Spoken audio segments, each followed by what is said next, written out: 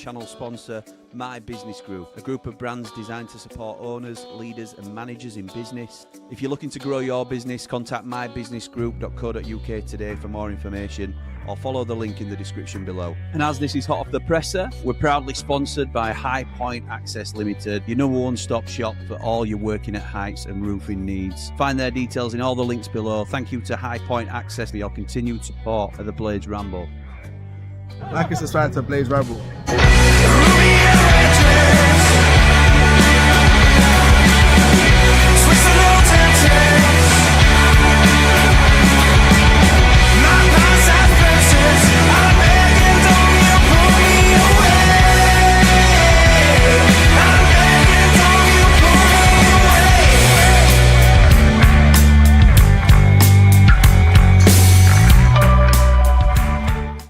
What is happening, Blades? And welcome back to the Blades Ramble. I am, of course, Jimmy. Just checking that the microphone's working, and it is.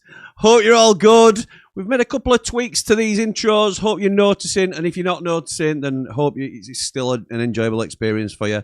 But thank you to everybody that's already commenting on little bits like that, because we do always try and improve things. You might not always see it, obviously, on screen, but we are always trying to get better that little bit every time. We've got an exciting video coming out for you today. I think it's going to be released around 5 o'clock. I think we'll go for about a 5 o'clock release. It is Callum Hoever being interviewed by the Blades Ramble. I can't believe I've actually said that out loud, actually. So, yeah, we were very fortunate enough to have this man. Talk us through it then, Carl. Well, you know, we've got the Blades Ramble tag on, and I think that makes the whole fit, you know what I mean? Top tier. Drip, innit? That's a big drip. Can't afford this. I'm just assuming you could hear that. I'm hoping you could, because obviously some of these are quite complex stuff that I have to run. But yeah, so a brilliant day with Callum Hoever.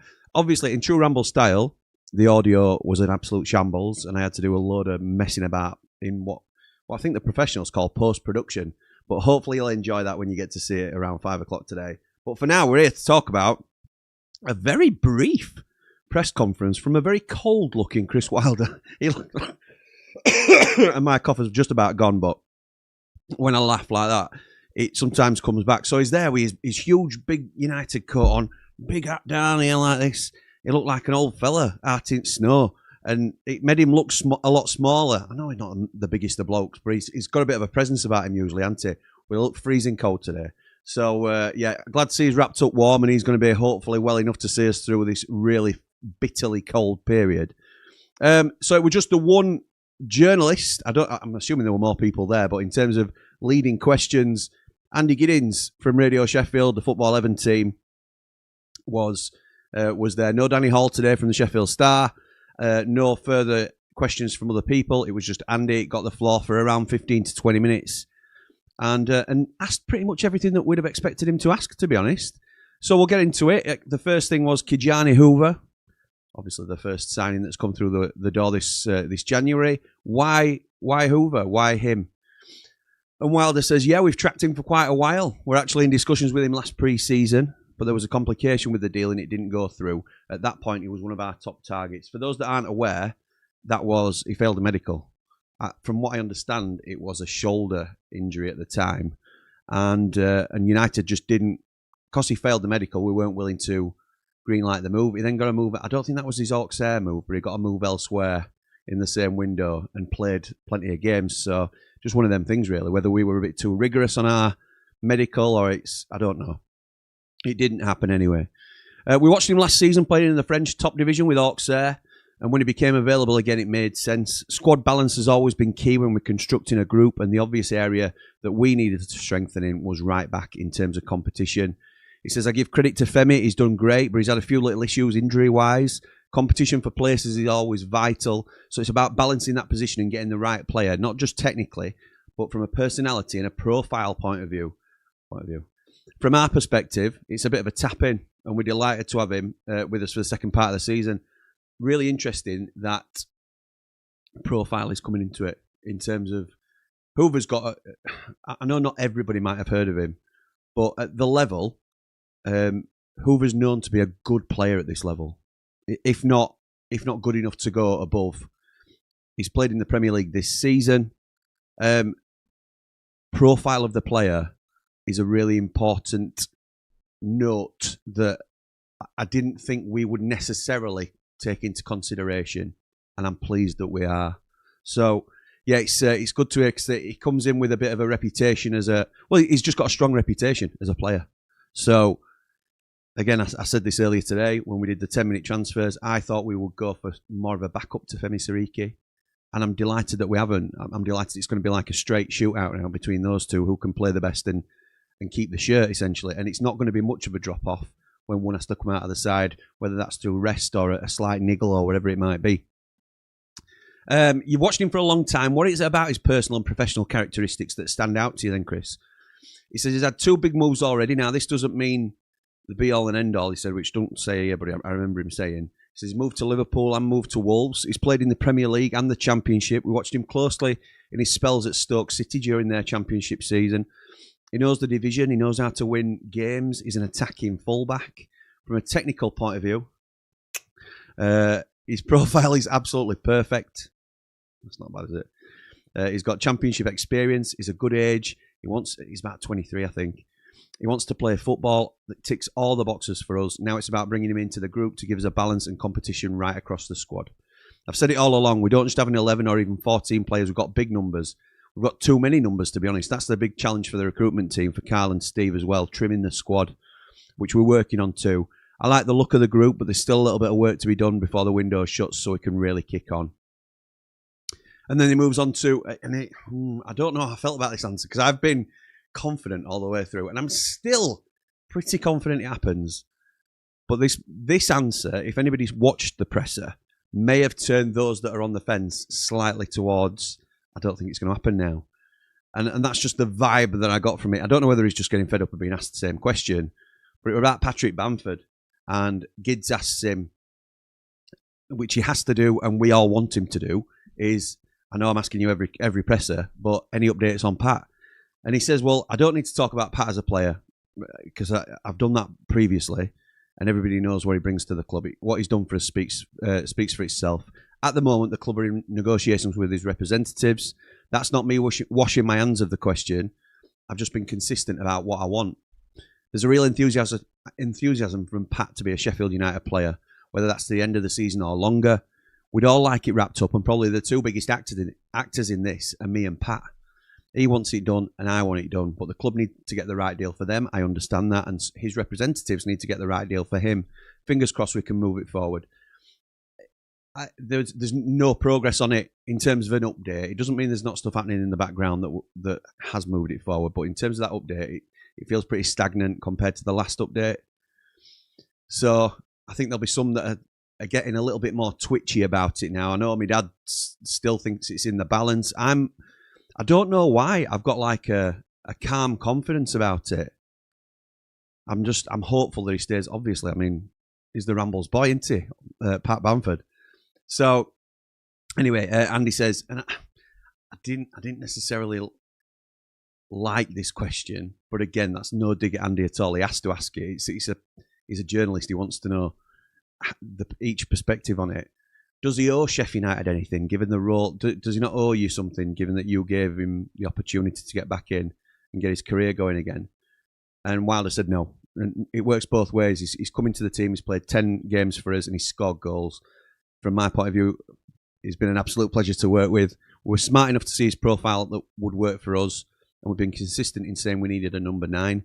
He wanted a short-term deal initially, and that suited both parties. We'd have committed longer, but that's football.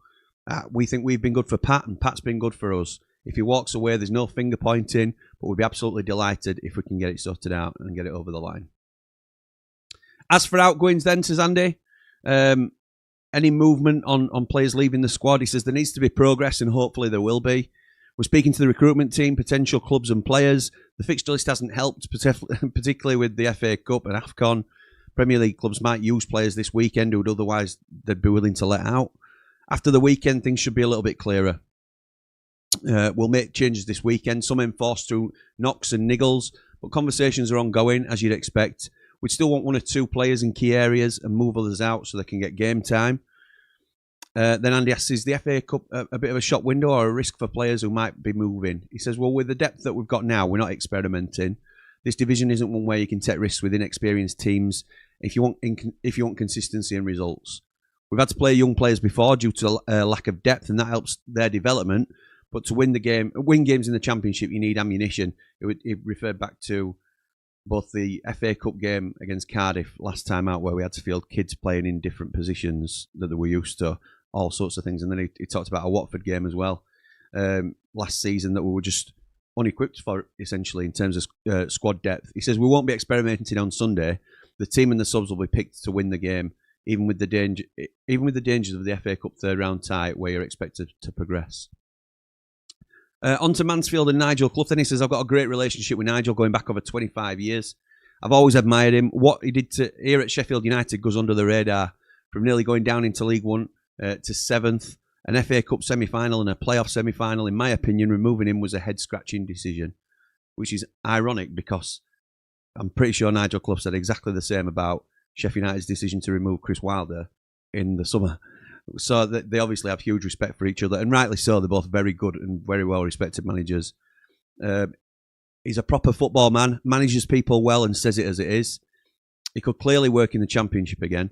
Mansfield want to play the right way, just like his teams always do, and they'll want to cause an upset. If our approach, preparation, attitude and desire aren't right, we won't progress. And if they are, then we've got a good chance, and I'm desperate to go through. I'm not against progressing in the competition just because the main focus is the league. He wants to progress in the competition is what he was saying. Team news. So he says Peck won't be involved. If it was a league game, he said, we could have potentially pushed him and involved him, but we're not taking that risk because it's we're going to give him an extra week and hopefully he'll be in the mix for Charlton. He says the positive is that everyone's trained today, which is very unusual. It gives us some difficult decisions, but that's a good place to be. He says there'll be no City, obviously, this weekend. He then said Cheo and Shackleton won't be available either. Everyone else is fit. So that he didn't say Tom Davis was unavailable either. So Tom Davis might be included this weekend. A couple will be left out as a precaution, including City. And like he says there, if it were a league game, we might push him, but we need him in the second half of the season because of how good he was in the first half of the season. And finally, to wrap up a short press conference, Andy just asked him about the Oxford postponement. He says there was an issue with the undersoil heating that broke down overnight in parts of the pitch. The referee, there were no way the ref were going to change his mind on it. It was a shock and it's not a good look for the club and we have to own that. He says the idea we didn't want to play is absolute nonsense. Can we put that to bed, please? I loved our performance against Leicester. The atmosphere, the intensity, everything. We wanted to roll straight into the Oxford game. Both sets of supporters were inconvenienced and that's deeply disappointing. There'll be an internal investigation here to make sure it doesn't happen again, but we didn't want it to happen in the first place, so we move on. And that was it. That was the presser from Chrissy Wilder. So, pretty standard stuff, as you'd expect. No names, which he's never going to reveal, is he really? No names in which might be coming in. No names in which might be going out, really. But it's interesting to know that everybody trained today. He says it's quite a unique situation when that happens. Everybody trained. Everybody's on the training field. So we're in a strong position. We keep saying this, don't we? And you sometimes have to acknowledge that you're in a good position, and it's a good thing. Let's get to your comments then before we wrap up. So Bryce says, "Good afternoon, Ramble family. Hope everyone is well. As ever, please keep the chat nice and clean. No shouting, and enjoy your time here on the Best Blades channel. Please like, subscribe, and share the channel. Costs no and really helps us build the channel. If you can really help by telling other people about us, your recommendation is a powerful thing." Thank you, Bry. Really appreciate your support with this, mate.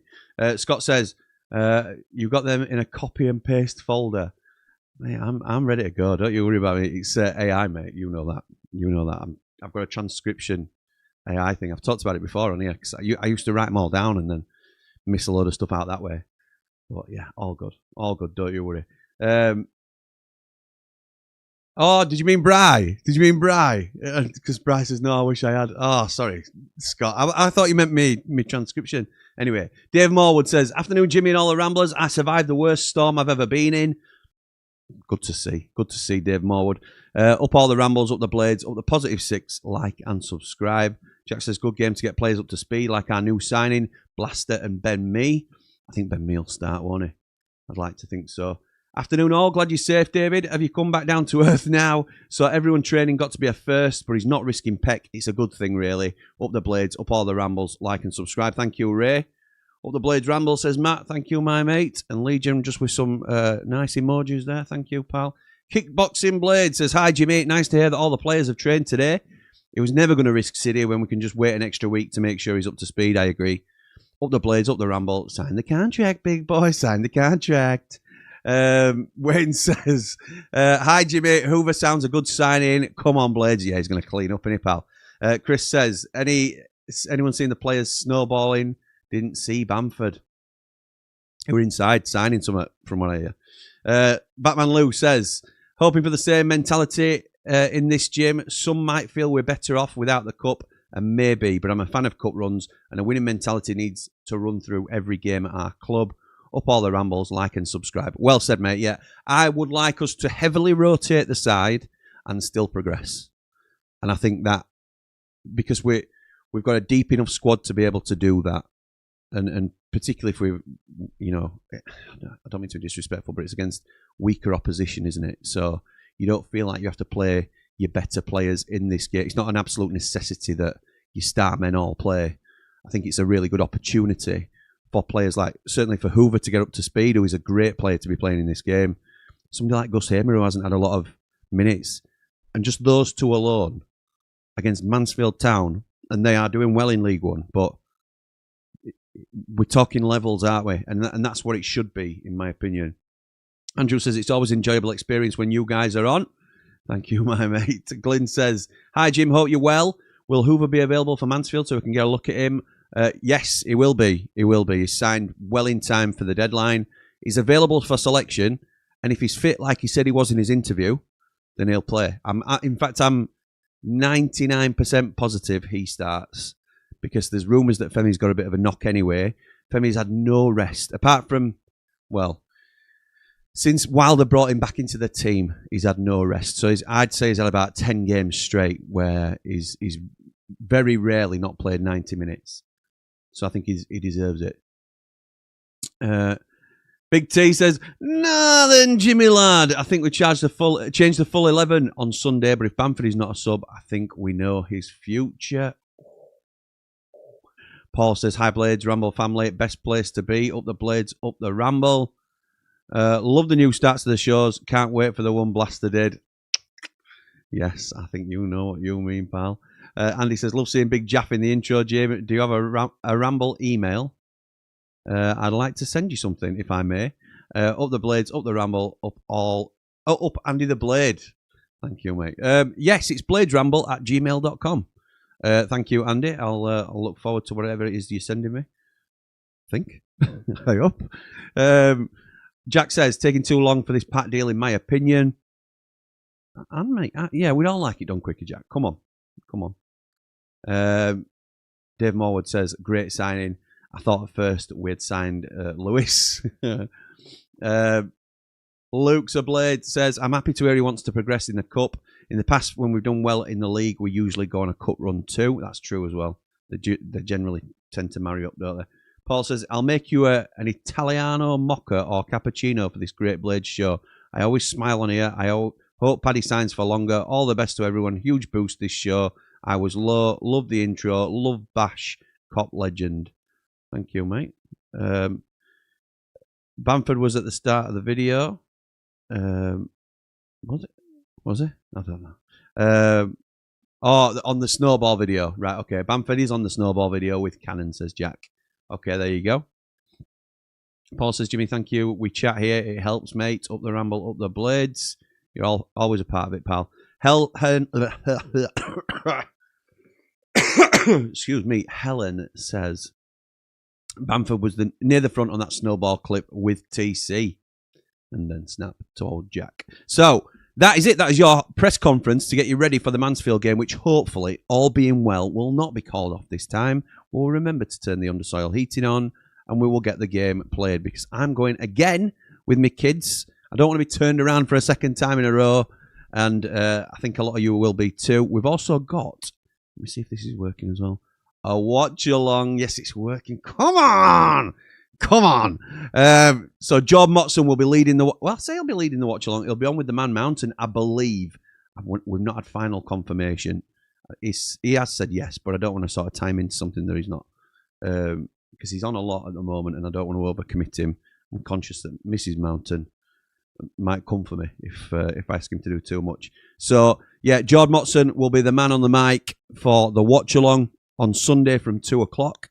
We'll then be back with 90 after 90. But as I said, we have also got a show tonight at 5 o'clock with this man. Talk us through it then, Carl. Well, you know, we've got the Blades Bramble tag on, and I think that makes the whole fit, you know what I mean? Top tier. Drip, innit? Incredible. Big drip. Can't afford this. We should be so proud of having him, by the way. He was such a brilliant lad and a real pleasure to meet. Was very good and very generous with his time. And yeah, I've tried to make, out of what, through my fault, was a bit of a pig's ear of a video, I've tried to make it as presentable as possible. So check that out around 5 o'clock. Hope to see you all there. It's a recorded piece, so just a little short one for your enjoyment. Come on, you red and white wizards. As always, up the blades! Shout out!